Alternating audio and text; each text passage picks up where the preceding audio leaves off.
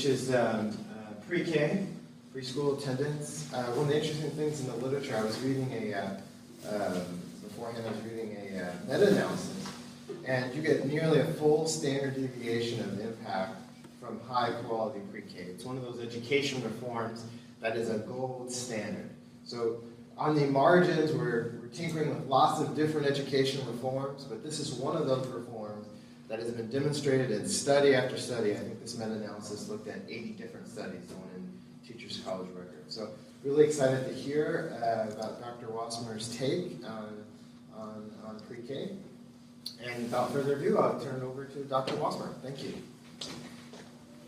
Okay, thank you very much, Julian. And thank the Education Doctor Program for putting on this session, this lunch and brown bag, and for inviting me and having me. Thank you some of my 220A students for showing up. I appreciate that. Ivana Gajnik is in the audience also. She's the research assistant responsible for gathering this data. So, and she's continuing to work on it. I'll tell you a little story about that as we go on. But yeah, this is definitely about preschool education. And unfortunately, there are no controls for the quality of preschool education. That's a very important point that Julian raised. So we just had no measure. We tried to maybe explore some of that in the data, but just could not get it well enough. These are all licensed preschool providers that we're looking at. But there are distinctions. The licensing is a pretty low bar in order to achieve it. And what academics define as high quality can be a bit different than that. So with that caveat in mind, I will proceed as academics do with the available data. This is an empirical-based study, so put that right out there from the very beginning. The study began with the Faculty Fellows Program, which is put on through the CSU and the Center for California Studies, where they try to recruit CSU professors to do short-term research projects of interest to the legislature. This one was for the Assembly, I believe, and they were interested in preschool, in particular, the impacts of preschool, in fact, some of the lack of preschool attendance and the effect that it may have in California in the future. And there is a Latino-Hispanic aspect of that comes out in this that I'll talk about as we go on, that they were particularly interested in. So what I'm going to cover today, hopefully we'll have enough time, but always leave it open for questions if you have any as I'm moving along. Please ask as I'm proceeding. This was set up for about an hour-and-a-half seminar that I gave at a more academic seminar. I took out some of the more detailed statistical type of stuff, so I think I'll be able to get it all in within an hour or some time for some questions. I'll give you a little bit of introduction, background on the issue of preschool education. Bit of a literature review on some of the empirical work on what people have found in regard to, when do parents send their children to preschool, and then the number of hours that they send their kids to preschool. I'll be looking at both of those issues.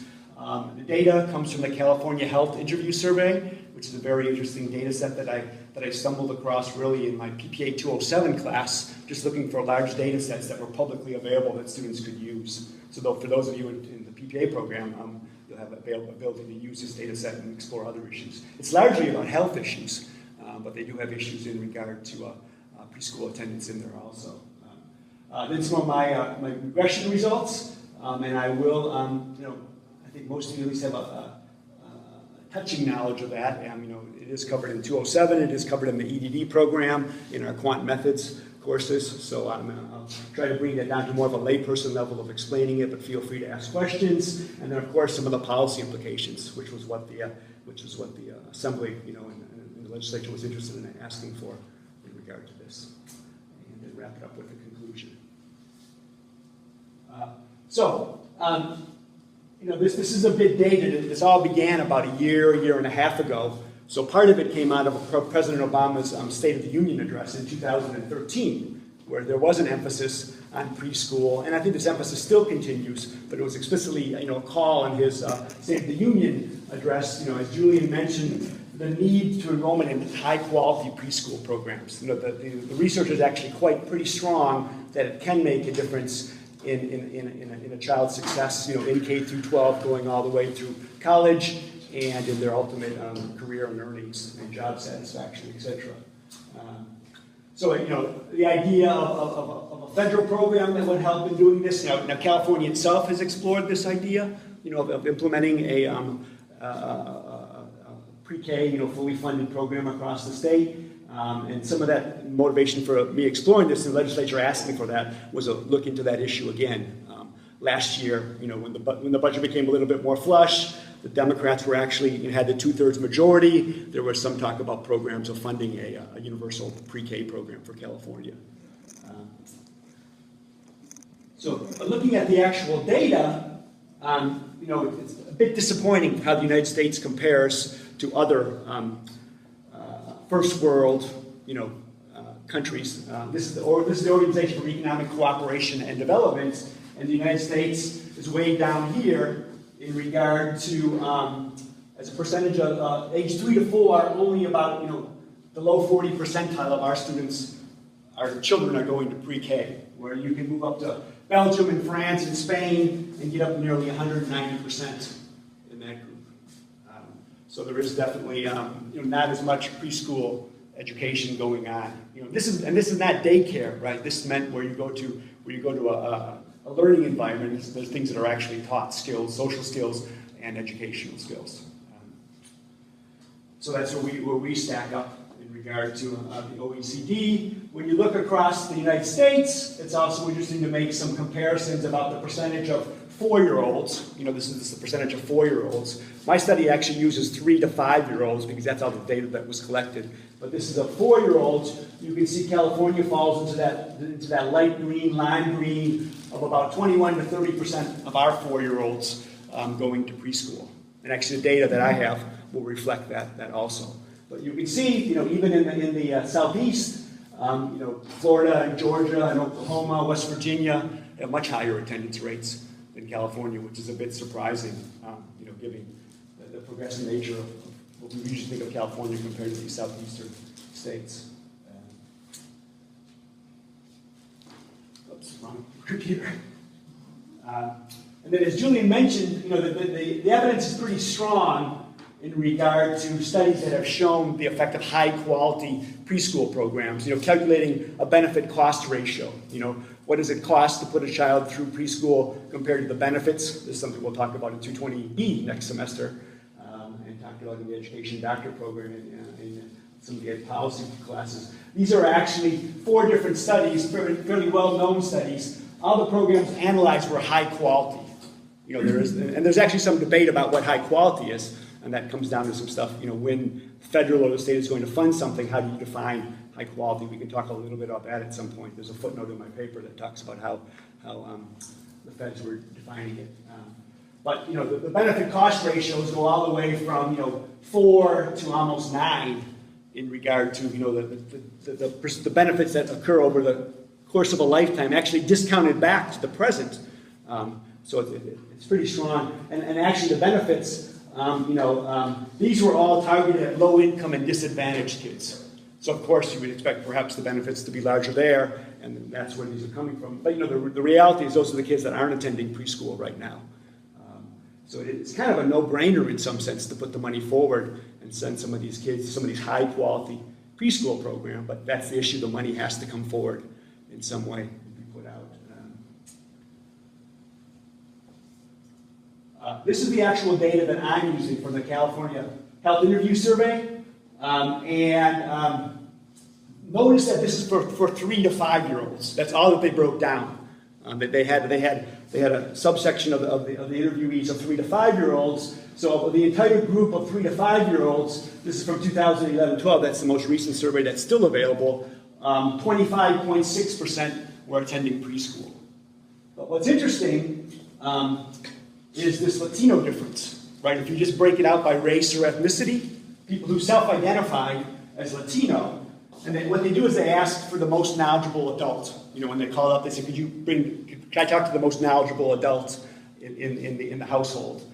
So that most knowledgeable adult then identifies him or herself as Latino, and among Latinos, 17.3% with a range of 13.1 to 21.6 because of the sampling properties of it. Midpoint of 17.3 were attending, whereas Asians were up at 39.2% 2%, whites were at 33%, even African Americans at 38.1%. So that was a bit of a concern, I think, that legislators, policymakers have just looked at that data, in that simple way of breaking out by race and ethnicity with, California now a plurality Latino, moving towards a majority. Does this have some implications for our future? In regard to, is this a cultural, perhaps, basis of not going to preschool? We need to even really put more of an emphasis here. So I'm actually going to address that question, in the statistical analysis, putting in a variable for self-identified race and ethnicity and seeing if that actually comes out as a statistically significant explanatory factor. Now it's just correlated, putting people into these different areas. Oops, get rid of that. And then you also have this finding, which is found throughout the literature, about income. Right? You can break it down by income or education. It's fairly highly correlated, but 400% plus the federal poverty line, half the children are going to preschool. When you go down to 0 to 100% of the federal poverty line, only 12.5%. And you get a fairly consistent rise as income goes in regard to, not controlling for anything else, as I'll be able to do my statistical analysis, but just breaking down into these groups of by income.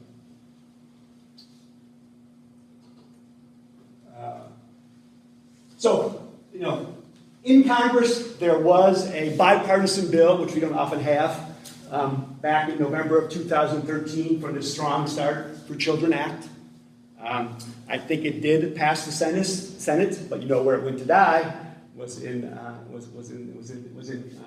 Congress, about $100 billion federal subsidy. Right, $100 billion is the same as the general fund spending for the state of California in a given year. So it's a large chunk of money to try to institute this high-quality state preschool programs. And actually, here's what we talked about before. Here's their definition of what was high quality, right? What was going to be funded. And this is what the GAO, the General Accounting Office, backed out of what the cost would be, right? Teachers must hold a bachelor's degree, maximum class size, staff-to-student ratios, full day, curriculum aligned with state standards, pay in line with K through 12. That adds some expense. Regular state monitoring, comprehensive services offered, teacher professional development, Head Start standards, and health and safety standards. So, when you layer all that on top of things, it becomes an issue. If you recall that a few years back, California even had an initiative, right, put on the ballot. And some of the controversy actually came out on some of the language like this in daycare centers, that served lower socioeconomic groups, people of color, right?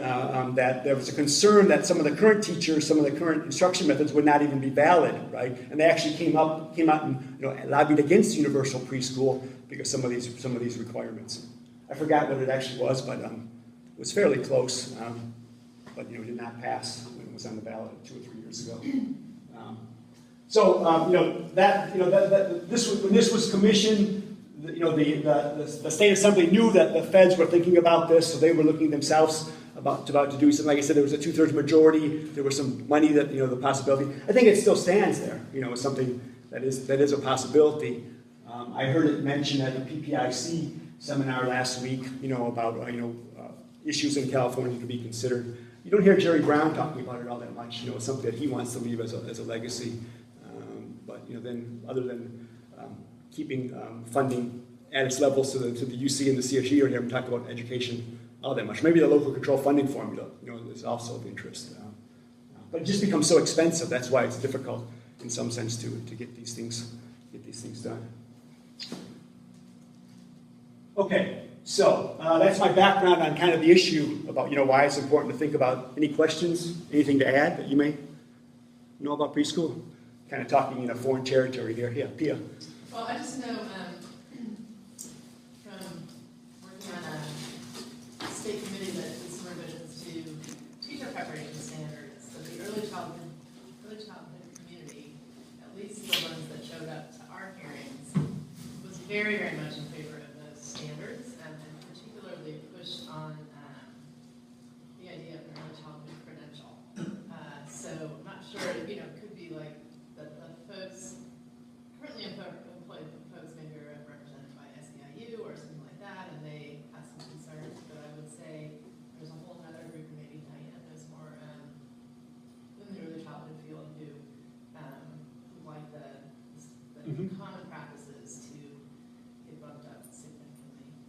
Yeah, no, I'm sorry, I didn't mean to imply that the entire community was like I that. just wanted to sort of add But that. you would expect everybody who's currently involved with preschool, would be in favor of this universal, but when you have the high quality people, then the self-interest may creep in and say, well, I have to go back and get a bachelor's degree, Right, and or I think a good program would then sort of create a pathway for, equivalence and all that kind of stuff. Mhm.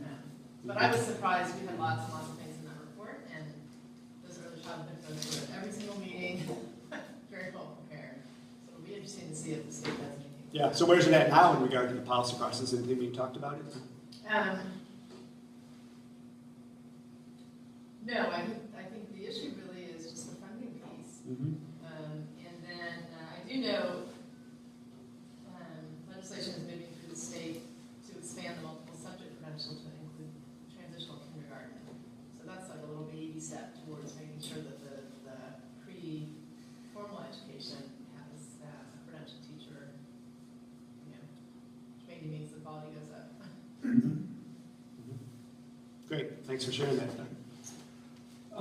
So yeah, what's been done in the past, I look basically at the quantitative literature, not just in economics, but in education, sociology, social work, psychology. There's a lot of work that's been done about, both qualitative and quantitative, actually more qualitative, actually, just interviewing parents, about why they send their kids to school, preschool, why they don't, what do they think as a quality preschool. It's actually Giovanna helped me with a lot. She read a lot of those things and summarized those for me, so she probably knows more of it than I do. But in the actual table, in the paper, there's actually a table that summarizes the previous regression results. And clearly, when you do a regression, where you have the dependent variable about, does your child attend preschool, or the number of hours that the child attends preschool, and then you put a bunch of explanatory variables on the other side, and a regression allows you to separate the effect of each one of those explanatory variables holding the other constant.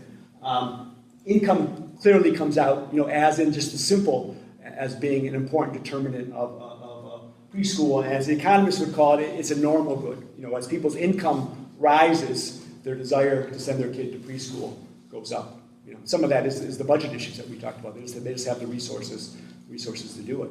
Some of them might be also the cause of them having to work, working at that time and wanting to send their children to school. Also, the availability of substitutes. If a grandparent is not available, if a mother or father or a partner not present, then people are more likely to send their children to preschool. Preferences do vary. Once you control for some of these other socioeconomic factors, and you put in a self-identified race or ethnicity, there are differences across that. So even that African American effect that I showed you there will come out even after controlling for some other things. And then the question is, does that Latino effect remain after controlling for other things? But yeah, sure. And education is important too. Even after controlling for income, people who are relatively low income, but holding a PhD, still have that effect of wanting to send their kid to preschool, recognizing that it perhaps can make a difference. Why only maternal education? Is that just the data that you had since it was aggregate? Sometimes that is all, but even when both are put in there, it oftentimes is the mother's education that makes more of a difference. In a lot of effects, in regard to it. Just sometimes because it's a single parent situation, but sometimes since the mother, in traditional, in our culture, has more contact, with the child. So even in success in schools, in standardized tests and stuff, it's usually the mother's education, or whether they go on to college and such, the mother's education makes more of a difference. Some of those sort of long-established variables, predictor variables, studies in terms of higher education, persistence. It's one of those variables like at-risk or SES that's really powerful, and it's typically a lot more powerful than father's education level. Yeah, the previous literature usually points to the mothers making more of a difference than And even that is carried over when we talk about maybe aid to less developed countries. Funneling the aid. If you're going to give it to a household, give it to the female to control it, as opposed to give it to the male. More likely to spend it on their child than in other recreational activities that males enjoy. Bites. Yeah. Something like that. So, and then also the supply. This is the innovation that I wanted to bring in to think about, again, I'm an economist, so it's both the demand and the supply determines, the quantity in regard to how much people consume something, and both the price. If something is closer, we have to think about the price of sending your child to preschool, especially if you're a working parent, and even more on the mother's side is how close it is, how convenient it is to do it. And it's not necessarily convenient to where you live, right? It's more convenient to where you work, right? So that's why I'm going to use these radii that go out, 5, 10, 20 miles from their home, and we'll find that there are actually, the effect is even greater if it's within 20 miles of their home as opposed to within 5 miles of their home, because this is that commuting effect. Both wanting to be nearby. I wasn't even thinking about this, so I was explaining this to my wife. And then that maternal aspect of it, why am I finding that, when it's within 20 miles as opposed to within 5 miles makes a greater effect? And yeah, because you're picking up more of the possibility that it's near where they actually work. Someone had a comment? Well, and you might get to, I don't want to make you jump forward, but I'm also thinking if you're looking at a low-income population, trying to figure out the factors that prevent them, accessibility, so transit line, because the whole driving to work may not even be a part of the family's reality. Mm-hmm. And you might get to this too, it's through number of children. So if you're a parent that's got a car, you're making these decisions, right? These kids can walk to school. This one I have to get on a bus and take to school. I'm not going to do that. Mm-hmm. Mm-hmm. Yeah, unfortunately, that really does come up in some of the qualitative studies when you look at it, and discuss it. This data set is not rich enough to really capture some of that.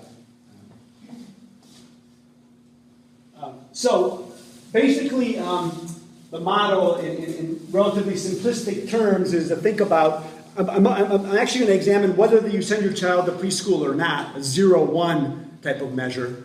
But I'm also going to then look at, for the people who do send their kids to preschool, the number of hours that they send their kid to preschool. So you can think about preschool attendance or preschool hours, the factors that are important to control for. So you can identify the independent effect of one of those. You want to control for all of the possible factors that can go into it, so you don't get this omitted variable bias, which you can find perhaps like in that Latino effect, because we have a control for income or education or family status. We just grouped everybody by Latino. Let's control for those other things and then see if we can identify a separate Latino effect. So, from the literature, from economic theory, there's more detail in the paper. Definitely income, substitute availability, some measure of preferences. Some of the socioeconomic variables that are captured in the study, the proxy for preferences, and then a supply of providers, which was something that I can explain, but that was not the easiest thing to capture. This comes from a survey of 1,928 households with children aged 3 to 5. There's close to 10,000 people surveyed with children from 0 to 18, right? But of 3 to 5 years old, there's 2,000 surveyed. And the entire survey is meant to be random throughout all of California, and there are survey weights that are used, oversampling or undersampling. You weight an observation based upon that. Ron, Okay. You said there was something earlier about language, people's language. Is there a language variable in here? Mm-hmm. Yes. So from those broader categories, I broke it down to some more specific ones, and some of this is being driven by what's actually in the data. But both household income and wealth being whether they own a home or not, most knowledgeable adults education. It was just bringing that most knowledgeable adult in. Other family characteristics, other characteristics of the parents, race, ethnicity, characters of the child. There's even some characteristics of the neighborhood that comes out for some social capital type of things that political scientists may be more interested in. And then the presence of preschool facilities within this radii from where they live. Rob, what did you mean by most knowledgeable adults education? Well, when they do the survey, they say, I'd like to talk to the most knowledgeable adult in the household. So that is the one who's answering all these questions. So they ask, what is your education level? So you'd expect that person would then perhaps be the driver, in regard to making these type of decisions. But they don't separate out into maternal and paternal, education levels. So it was done over this period, and the specific questions were, do you send your child, your children to childcare more than 10 hours a week in a private preschool, nursery school, or public Head Start program? That was a specific question that if they answered yes, 499 out of that 1,900, that's about that. That's at 25% that I said before said yes. And then for those 499, I also had the number of hours that they sent their child in an average week in the last year. It was all self-reported for that, and the survey weights were used. Gosh, keep going to this one. So here's some specifics on my data as far as the dependent variable is that preschool hours. This is across the entire data set. The 0 and the 1s are mixed together. I'll talk about just the ones who are going. But we have the income measures. Looking at below poverty line and the poverty line to 3 times the poverty line. So what was left out was people who were 4 times and greater above the poverty line. So the coefficient you'll find on these variables is compared to that higher level of income. So we'd expect, if what theory and what other people have found in the past, that these will have negative effects, right? They'll be more likely to send they're less likely, to send their kid to preschool, and they'll send them less hours, the more you are in these 2 measures of poverty. The measure of education that was left out was less than high school, right? So these should all have positive effects. You always leave out a base measure, and you're finding the effect relative to the base measure that you left out. So as we run down these, I purposely left all of them in there in kind of a chronological fashion. As education is rising, we should see these coefficients going up in some sense. And it's quite specific, even going down to associates and bachelor's degrees, vocational schools, and such, even up to a doctorate degree. Then a variable for married as opposed to unmarried. Number of household members. Unfortunately, that was all the detail they had in that survey in regard to, you really would like to know whether it's a grandparent, an uncle, and such, but they just didn't have it. Nothing that I could do. That's all that they had. Then they had some measures on the most knowledgeable adult, their age. So I have, if they were less than 30 is the excluded category. I have the TED raised about does not speak English, right, is a measure on whether it affects. And then I have, again, you might not do this for the entire United States, but I knew my client, the assembly, wanted more detail on California and this Latino concern, so I did really concentrate on some of the immigration issues. So is the mother in the U.S. less than 4 years? Is the father in the U.S. less than 4 years? These were questions that were answered more to get at some of the health issues, about health delivery for immigration, but I use them here. Mother a non-citizen, father a non-citizen was also measured. So this is in comparison to them actually being a citizen. And then, in California, of course, with half of our immigration coming from Mexico, right? I wanted to see if there was, not only a Latino effect, but a Latino-Mexican effect. So they actually identified, where did you come from in your immigration? Was it from Mexico? And there was a whole bunch of other South American and other countries. But I just identified both what's left out, the base value was white, right? So these are all measures compared to a white. But a separate measure for Latino considers Mexican, Latino of all other groups, African American, Native American, Asian, and then 2 or more races. So these were actual people, not like in the census now where you can pick. People were forced to identify, a specific race, or they could choose 2 or more races. So it kept it clean in that regard, at least as a researcher trying to pick off that. Whether the child is a female as opposed to being male, and then I need to obviously control for the ages, right? You'd expect the age 4 to have a strong positive coefficient because that's the prime time when children are going to be going to preschool. And age 5, probably to have a negative coefficient because many children then enter into kindergarten at that point, right? So I put that in there. And here's some measures about parent believes the child's in poor health.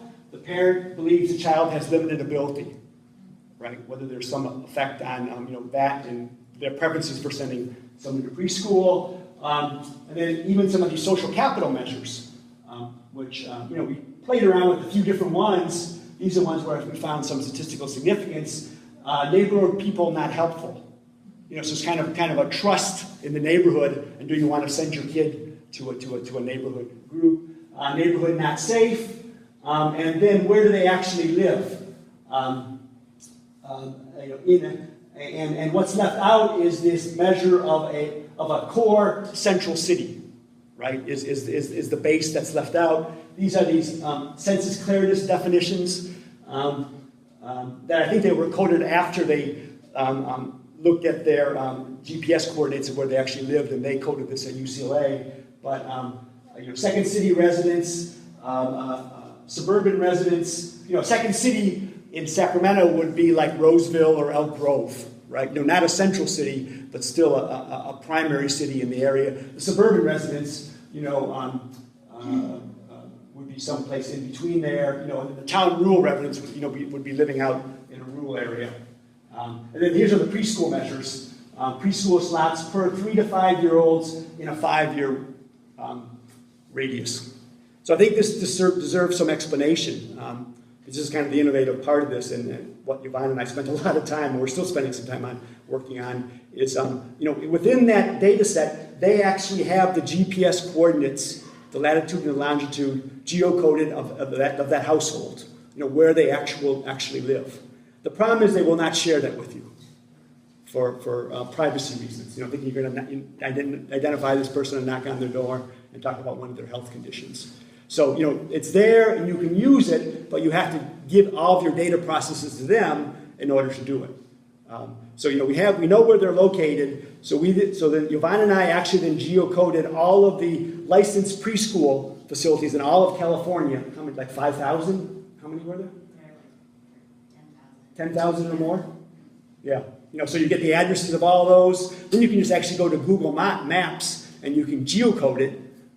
So then we sent. So not only do we have, but we just don't want to know the number of sites. We actually want to know the number of slots that they have available, right? Because one site could have 10 slots, one site could have 100 slots. You just can't count the number of sites. But then you don't want to know just the number of slots available. You want the slots available per the potential people that could go there, right? So then we went to census information and got from census tracts the number of 3 to 5 year olds that live in that census tract, where within that 20-mile, 5-mile, 10-mile, 20-mile radius. So the measure is actually the number of slots per child. And that's where you get, 15%, 16%, 17%. If every child would want to go 3 to 5 year olds, that's the number that would be there on average. Okay, so that's the capacity.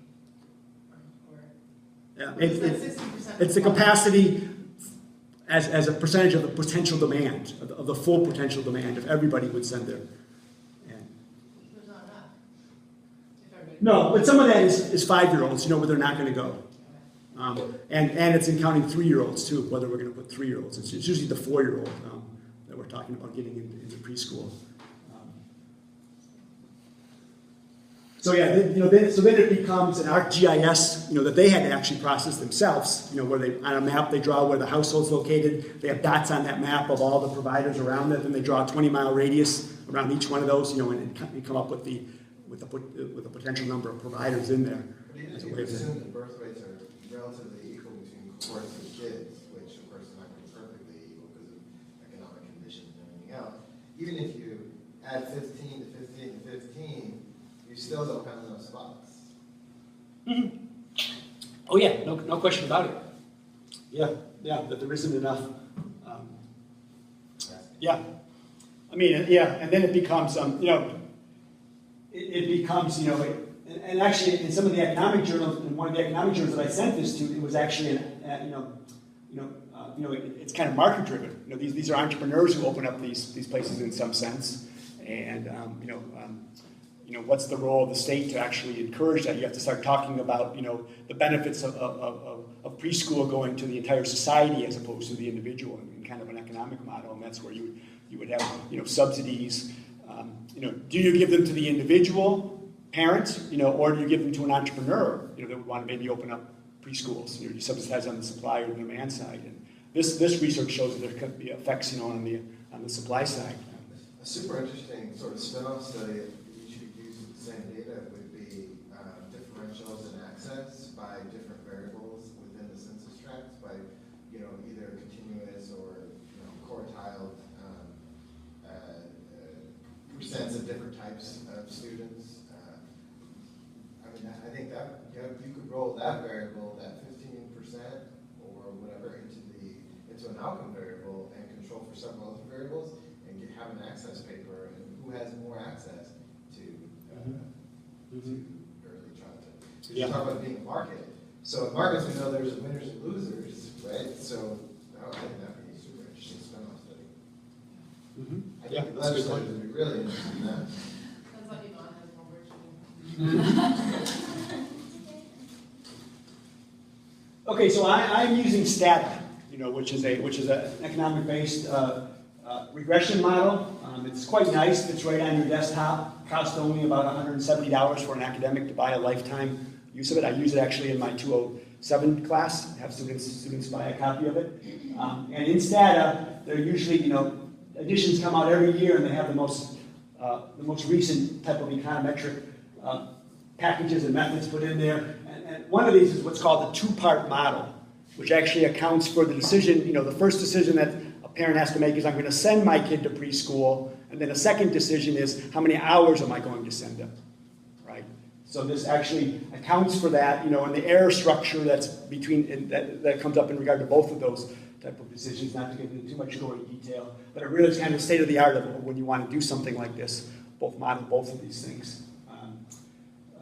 So I use it, and it involves a logistic regression, you know, which does have a 0-1 dependent variable about whether you're going to send your kid or not, and then it's going to come up with probabilities for this characteristic. When this characteristic switches on, what is the percentage of that parent? How does the percentage change in the likelihood of that parent sending their kid to preschool?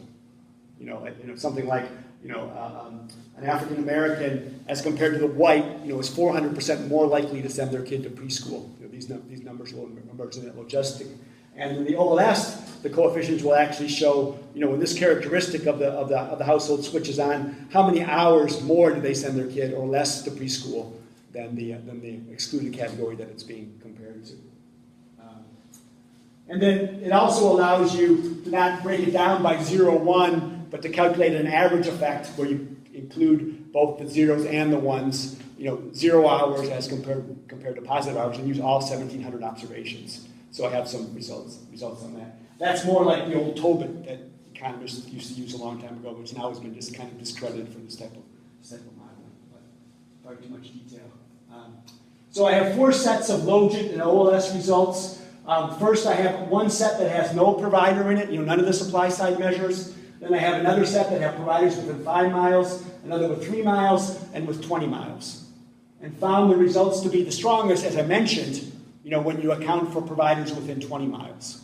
So all that data is, you know, all those results are in the paper. I'm just going to talk about the providers within 20 miles. Let me ask you one more quick question about this data model. So is the coefficient from one of those levels used as a control on one of the others? That's how it functions? The error structure carries forth from one to the other one. So it accounts for that. So it's all run at the same time. You know, you can just run a logistic regression separately, you know, on just, you know, all of the data 0-1, and then you can just run a separate OLS regression, you know, just on the ones who are attending. This does run those separately, but it runs them together and accounts for the error structures between them, you know, and then gives you a more, you know, robust, statistically appropriate. Do you have a specification for the model on the paper? Mm-hmm. Could you email it? Sorry. Sure, it already has been emailed. Feel free to put it up on the website. Rob? Yes. You may not, you know, the data set may not allow you to do this, but I've been sort of thinking about what is really the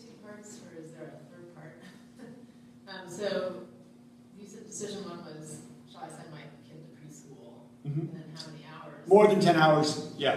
Remember the question was 10 hours or more a week.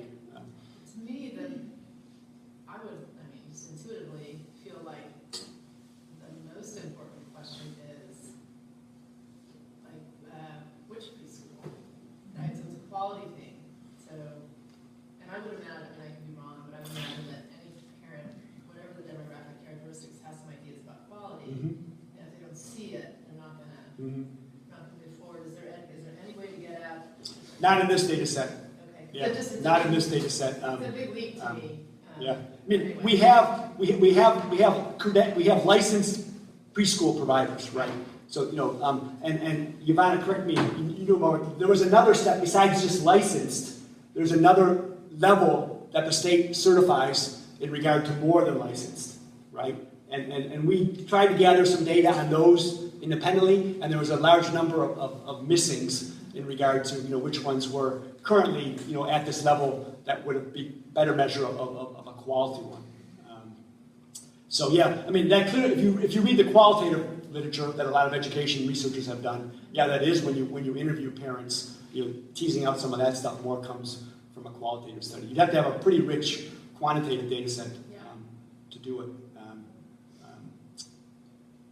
Yeah, you're right. That would be an important choice. So this is very rough in just regard to it. In a very rough measure, you know, does availability of these licensed providers, what effect does it have on your decision to go and your decision of hours to attend? And I'll show you the results. There is a difference. It is appropriate to separate those two because there are different variables that affect the one decision as opposed to the other. And I think that has important policy implications. You know, is the goal to get more people to go to preschool, period? Or is it the goal to get existing people in preschool to send their kids even more hours, you know, as opposed to just 10 hours? So let's get to the results after all this. I'll have to run back through this with you, but you know, this is the results for that one where it's within a 20-mile radius, right? I'm just looking at the ones within a 20-mile radius, and I have two regression results. On each one of these. This is whether they attend or not. This is the 0, 1, right? The first column in each one of these are the 0, 1, attend or not. And this is the number of hours that they attend. So you can look at this number up here, like negative 54.1%. So that means that somebody below the poverty line, as compared to somebody 400% above the poverty line, is 54% less likely to send their kid to preschool. And then somebody who moves up a little bit from the poverty line to 3 times the poverty line, they're 46.8% less likely. But you know, within the margin of error between those two, it pretty much overlaps. You know, you have to go up. You know, and I tried different ways of putting these into different boxes. So there clearly is that. But notice when you go over here, hours attended. You know, it doesn't have that effect. There is no statistically significant effect. You know, in regard to once they're going to preschool, the number of hours that they attended. What there is an effect, though, is kind of a wealth effect. You know, for those that are going to preschool that own their home, you know, which is some indication that that's the only wealth measure we have, is that they send their kids on average 4.5 more hours, with a mean of 28.5. You know, if you want to make a comparison of it. So you can see all the way, as you look down there are different effects. You know, the bold effects with asterisks are the ones that are statistically significant. You know, to think about. Completed high school, as compared to not completing high school, again, you don't get any effects until you get all the way up to bachelor's degree, right? Then they're 155% more likely, 437% more likely, 305% more likely, and then 470% more likely. These are all point estimates. There's confidence intervals around them. They overlap some. But you see that pattern, again, of just likely sending their kids to school. But notice there's no effects on the number of hours. The only effect is between not completing high school and completing high school, right? 4.5 hours more. Married, you pick up the effect of hours attended, right? They put their kids in less hours attended. That's that substitutability, right? You have a significant other that can take care of some of that, or you know, educate at home or just do childcare at home. Younger parents are less likely to go, not to send their kids to preschool, but to send them to less hours, right, if they're age 30 or less.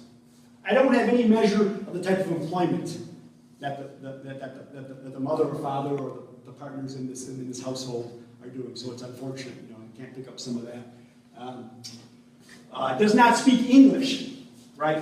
70% less likely to send their kid to preschool. But look at this. This is very interesting here. If the father's in the U.S. less than 4 years, more likely, 600% more likely to send their kid to preschool. Remember, these are all holding everything else constant, just trying to isolate this one effect. So, most people think this is more valued than just doing a simple correlation or comparison to like putting people into these boxes. We're holding it. You and I are the same, except I've been in the U.S. less than 4 years. Holding everything else constant. What effect? That's what it's trying to pick up. In the same regard to all these other variables that are included. Well, that could be a wealth variable too, right? Because most students, most parents who their father's been here a very short time probably have certain jobs in the labor market, right? Unless they're very privileged immigrants. I can't sort of. Some of this is very small sample sizes. There's only 20 people in the entire sample, that father in the U.S. So I talk about that in the paper, about, don't take some huge policy implications from this.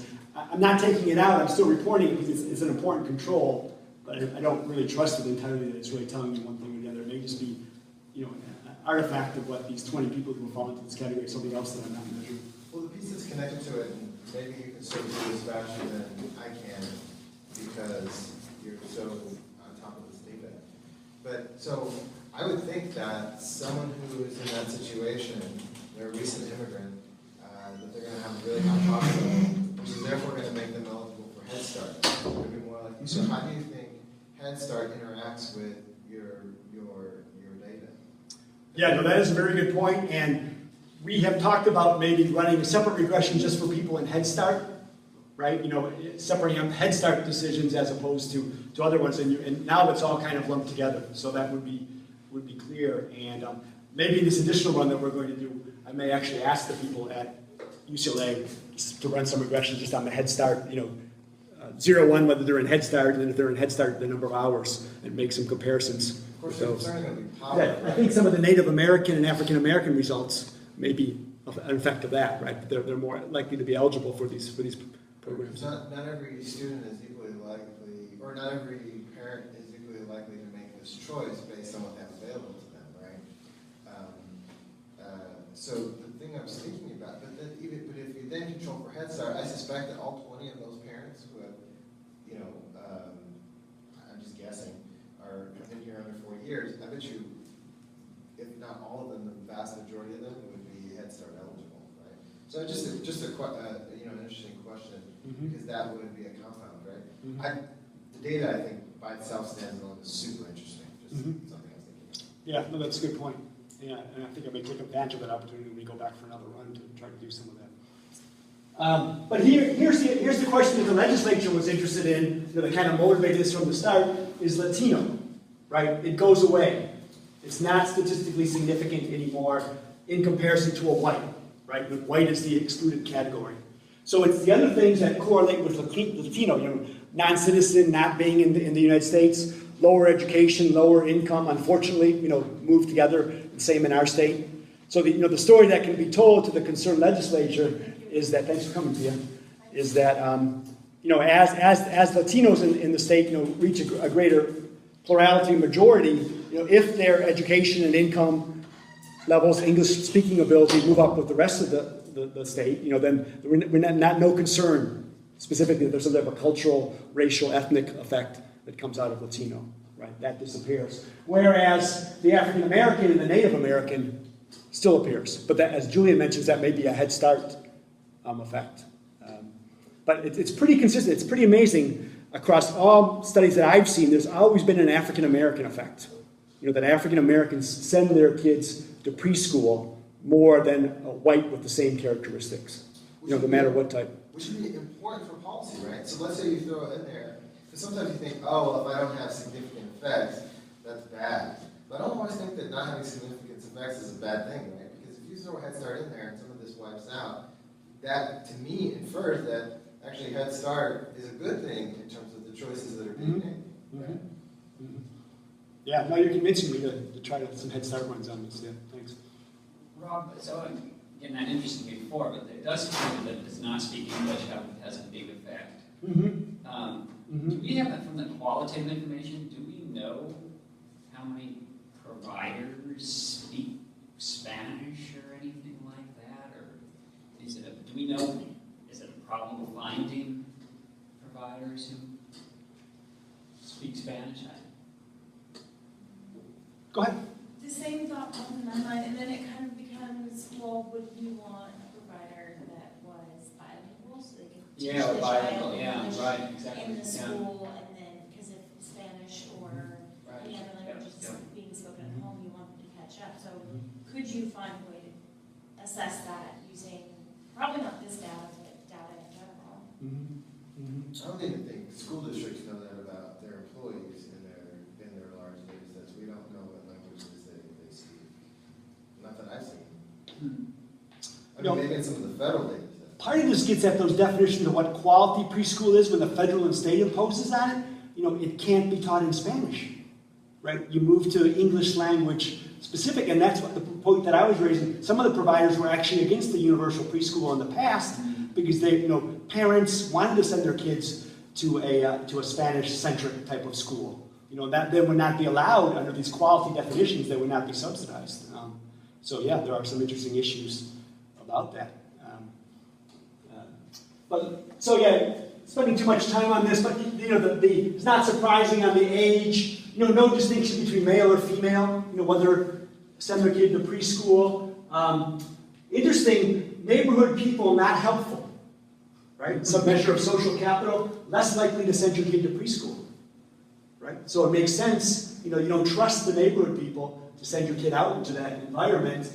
Neighborhood not safe has the effect on the number of hours, significant effect. At a mean of 28.5, reducing it 16 hours. And maybe that you then, if your neighborhood's not safe, maybe you go pick up your kid at 4 o'clock in the afternoon, as opposed to 7 o'clock in the evening, because you don't want to be walking home in the evening or leaving them overnight there. But then you get into some of these effects. These are the location effects. Suburban residents, right? 40% less likely to go to preschool, 4 hours less. Right? That's even controlling for the number of preschools. Just if you live in the suburbs, and then even having the access, there's definitely a suburban effect, and there's a town-rural effect of a less number of hours. Not statistically significant. This is as compared to an urban area, a central city like Sacramento. And then you get these very large effects, when the preschool slots per 3 to 5-year-old goes up by 1 unit, which is these are measured in decimal places. So it's a very infinitesimally large jump. You get this very high effect of 5,000% increase in going to preschool. I can play around with measuring this a little bit different to make it more easily interpretable. Probably multiply that measure instead of putting it in decimal places, because then I was measuring moving from a 0 to 1 or from a decimal place. But you're getting this huge effect, and this is what I think some referees who looked at this paper was concerned that this effect is just too large to be believable, and then there might be some endogeneity, which we're getting into some of these statistical terms. But if you had Ted in 205, they'll talk about this. But you want causation to only run from these explanatory variables to the dependent variable, and not from the dependent variable to the explanatory variable. And you could argue that preschool slots providers locate near people who want to go to preschool, right?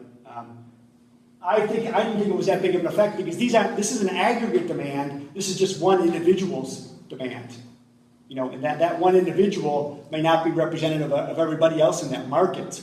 But if people cluster together, like the people of Davis are probably very big preschool attenders.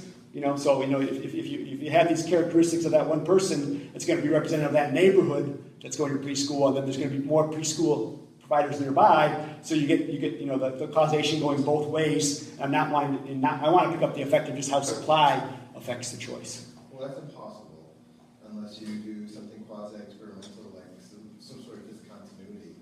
I mean, this is a common critique that you get, which direction is the causality, right? Well, you need to instrument it. You can't use the number of providers themselves. You need to drive out the endogeneity by finding something that's correlated with providers, but not correlated with demand. So what we've come up with, Ivana is working on right now, is libraries. We're going to use the library capacity nearby, and we're going to use churches nearby. So churches or libraries, the presence of them are correlated with supply of preschool providers, but they're not correlated with whether a person goes to the library or whether a person goes to church, but they shouldn't be correlated to whether they go to preschool. So you predict the number of preschool providers by these and you drive out the endogeneity, and you use that predicted value in your regression as opposed to the actual value. So we'll try it. It's a huge data task to gather all the churches, and the libraries. What's the find it unique to. What's the measure of parsimony in these models? Is it like some sort of pseudo? What's the measure of the amount of variance? Okay, R squared pseudo for variance. Yeah, it's only 20%. Yeah. So there's a lot of other things that are going on that are explaining it. Well, in education, 20% is pretty good. I know you guys like to put in the kitchen sink, but 20% is good. Yeah, and it's more. Yeah, I always teach my students not to pay so much attention to this. It's more about statistical significance. Is finding that is what even if you don't have a high R squared, it's still coming out with that amount of explanation that you're having. These things are coming out to be important. I know I'm running out of time, so let me get to my. I won't talk about those policy implications.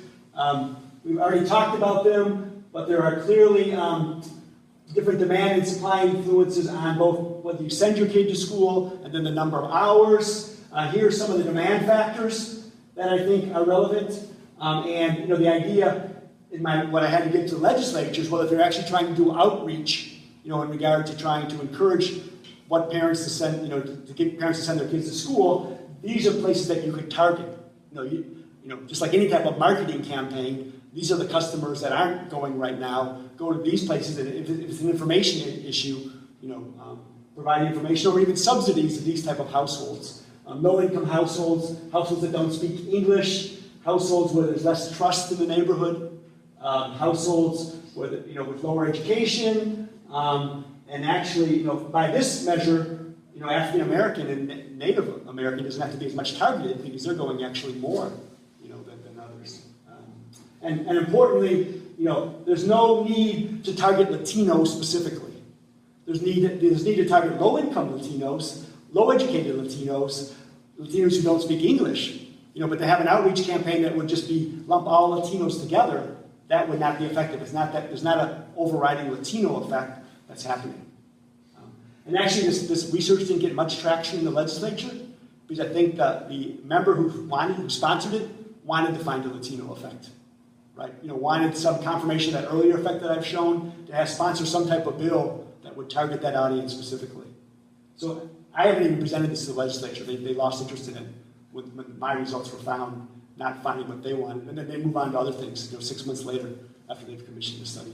It seems very fascinating for me to see that you do this kind of research. We've come up with all these variables, and for me, I feel that the obstacles for preventing parents from sending these kids to preschool, maybe like some people are strong believer in homeschool, or like they are overly protective parents, the kids are crying when they go to school. Yeah, some of that actually comes up. There was an Asian effect. Asian sends less hours. Not an effect whether they go or not, because they don't go as many hours. So it may be that there is more support at home. Grandparents that would give the education. Maybe they want more of a cultural component than what's just at school. Yeah, but holding everything else constant. I think that was the only. Didn't control for the grandparent effect? What? There was no measure. There was no measure. And then finally, my last slide. Yeah, so I mean, if you're, this is the hours attended, right? These are all the things that drive down the hours attended. So these are cumulative effects. If you come from an Asian household, you're renting, and you're married, and you're age 30 to 39, you send your kids to preschool 19 hours less. Right? So, I mean, you can't, all these things are just, can be cumulative and they add up. So there can be some quite large effects like Jenny was talking about. Did you do that for Latino? See, that's where you would catch the legislator's interest, right? But no, Latino has no effect. Oh, there was none. There is no effect to Latino, but there is an effect, yeah, about English language learners, education, income, does not speak English, all that type of stuff does have. So you entered this information as blocks and not sort of stepwise. Yeah, no, I never use stepwise regression. Economists don't believe in it because it creates omitted variable bias. You specify a theoretical model, and all these things are supposed to be in there.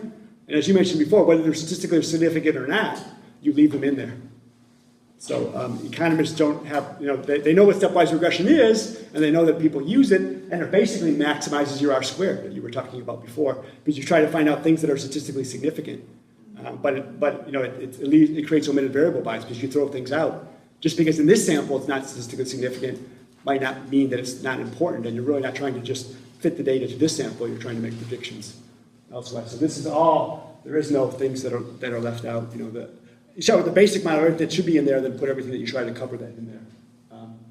But the supply of preschool slots I think is important. It deserves some more study. Yvonne and I are working on that, and I think it points out some market-based incentives that could be placed, not just on getting the parents to go to school, but to get providers to move into areas that are underserved, and that can make a difference in regard to preschool attendance. And the suburbs, talk about a food desert, you talk about a preschool desert, is the suburbs. Really? Right? Because of the, that clearly came out here in regard to that, the difficulty of it.